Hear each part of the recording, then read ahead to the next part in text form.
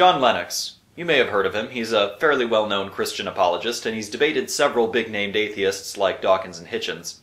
In this video, I'm going to be critiquing the arguments he used for the existence of God in his debate with Michael Shermer. The main theme that his arguments follow is basically the design argument, where he says that the universe and humans have specific characteristics that are indicative of a designer.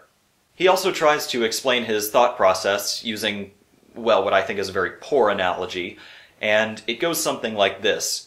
Just as we know that the universe exists through observation, just looking around and seeing it, rather than by a process of reasoning whereby we conclude, therefore the universe must exist. It's like, well no, we see it, okay? That's how we know. In the same way, Lennox says, we can directly and intuitionally observe that God exists. Not by a long process of reasoning do we conclude that, but by looking around and seeing his handiwork. Now, I'm sure some of you can already see the problem with this analogy. The universe, we know, exists, directly because we observe it. Whereas Lennox isn't claiming that we're directly seeing God, so already it's kind of a disanalogy. But his point is basically that, we have characteristics all around us that indicate design, therefore designer. That does require some reasoning. I can see how it's a little more intuitional, not so much a premise 1, premise 2, premise 3 kind of thing. But just wanted to get that out there. It's not really central, but basically all you need to know is that the core of his argument is design. That is, God has taken the initiative in designing this universe to express not merely his existence, but something of what he is like. The visible creation, of course, doesn't tell us everything about God. It shows his eternal power and divinity, so that we can perceive directly, intuitionally, and not initially by a long process of logical reasoning, though such reasoning processes will be vital in our subsequent understanding. Now, while Lennox does not explicitly use the watchmaker argument or otherwise liken the universe to a big machine, I'd like to address that argument because that does seem to be the direction in which he's going. A fundamental problem with this kind of argument is that the universe is very different than man-made designed objects. Man-made objects are made out of matter, whereas the universe is made, shall we say, out of space-time. Man-made objects are made out of pre-existing material, whereas Christians claim that the universe was created out of literally nothing. Man-made objects are created within time, whereas the origin of the universe was the creation of time itself. But there's another problem with these kinds of design arguments, and it's, I think, a more fundamental problem, which is the fact that there is no agreed-upon standard by which we can rationally infer design. This is something I explained in a previous video of mine. The problem with these design arguments is that there really is no agreed-upon standard by which we can rationally infer design. There is no written rule that says, okay, if it meets this, that, and the other thing, then it was designed, and if it doesn't, there's no reason to believe it was designed. David Hume brought this point up in Dialogues Concerning Natural Religion, where he has his two characters, Philo and Cleanthes, both trying to flesh out a rule for inferring design. Philo is trying to do this such that the universe is not designed, we can't infer that it's designed, and Cleanthes is attempting to do this in such a way that the universe does fall under the category of probably designed. At one point, Philo's proposed standard for design is this. If, by experience, we know that C causes A, and A and B are similar and or of the same sort, then it is rational to infer that a similar or the same cause is causing B. And this would exclude the universe because we don't have common experience of universes being created. And Cleanthes goes on to have his little refutation with what he calls the living books argument. If you'd like a refutation of that, I'll put that in the description. It's one paper I wrote for that philosophy class. But yeah, basically the takeaway is that it's really tricky to nail down what counts as design, what doesn't, how do you infer it, etc. So this design argument could work if it weren't on very unstable footing. So as you can see, it's pretty dodgy to infer that the universe has been designed, and all that Lennox can really do at this point is throw his hands up in the air and say, well, doesn't the universe feel designed to you? And that's exactly what he does. Oh, at the Southern Cross as it hangs like a jewel in the midst of the multi-billion stars of our galaxy. Wonder at the cry of a newborn baby. or at the creativity of a Rembrandt, a Mozart, or an Einstein, is the window for many people into perceiving that this universe cannot be all that exists. There must be something beyond to which it points. Well, there is evidence all around us of things yet to be discovered, but Lennox seems to be assuming that people's intuitions are correct, that this evidence does or will point to a supernatural creator. I'm sorry, John, but you don't get to evaluate evidence based on people's intuitions. That the universe is not self-explanatory and it requires some explanation beyond itself was something they accepted as fairly obvious. It is obvious, ladies and gentlemen, and perhaps demonstrated not least by the most recent World Values Survey showing that 80.1% of Australians believe there is a God or gods, and 5.3% were atheists. So here, Lennox is saying that God's existence is obvious because so many people believe it. I have two things to say about this. First, obvious does not mean true. There are many things throughout history that were obvious, but are not true. No matter how obvious it seems that the Earth is flat, no matter how many people think it isn't flat. Using this whole, well, it's obvious that God exists argument is basically just a way to argue ad populum, but to also imply that it's true, because the word obvious does have that connotation of truth. Second, remember what Lennox's argument is. Lennox's argument is that God exists, and we know this because we look around the universe and we see evidence of a designer. But this poll he cites, presumably anyway, does not mention why people believe in God or gods. It just asked them, do you believe, do you not believe? It didn't say, do you think God exists based on the universe around us?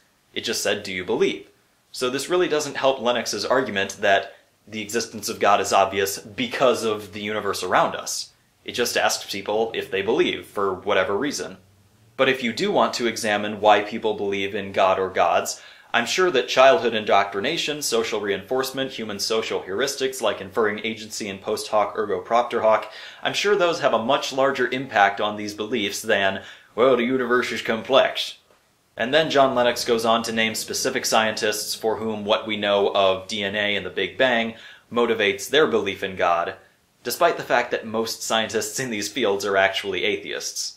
Now, going back to the central theme of his arguments, he talks about human morality, one human to the next having similar intuitions, as evidence of a creator, or at least evidence of a moral lawgiver. Saying to someone you shouldn't have done that shows that you expect the other person to share your moral code. That is, you both believe in a moral code that transcends the individual. But where does this come from? Where does this shared moral intuition come from? Why do we expect other people to think along the same lines we do? Because that's part of what makes us human.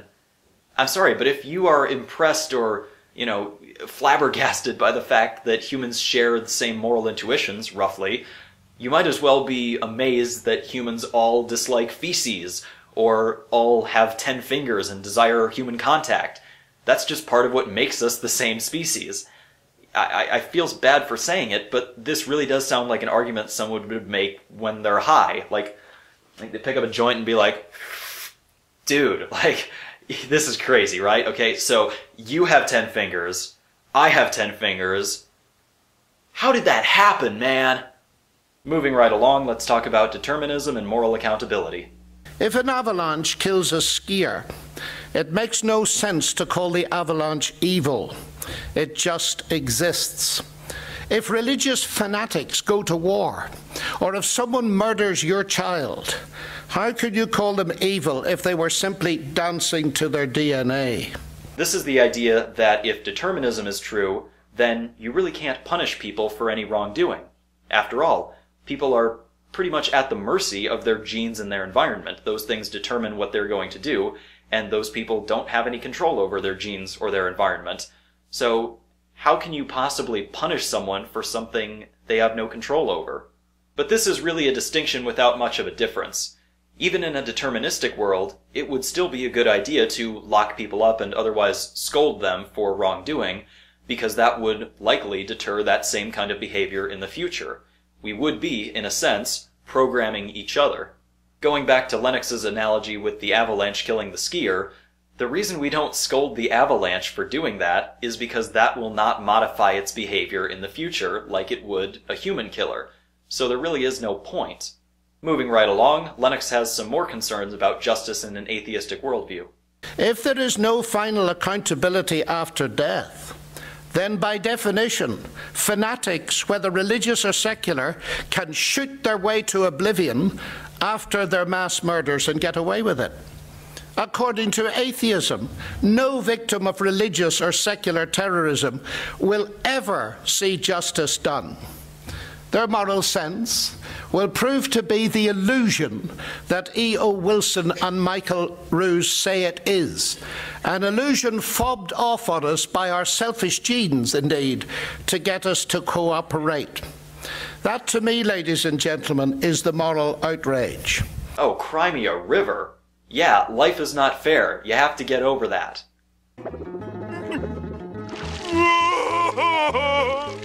And now, to everyone's great shock, we come to the Bible.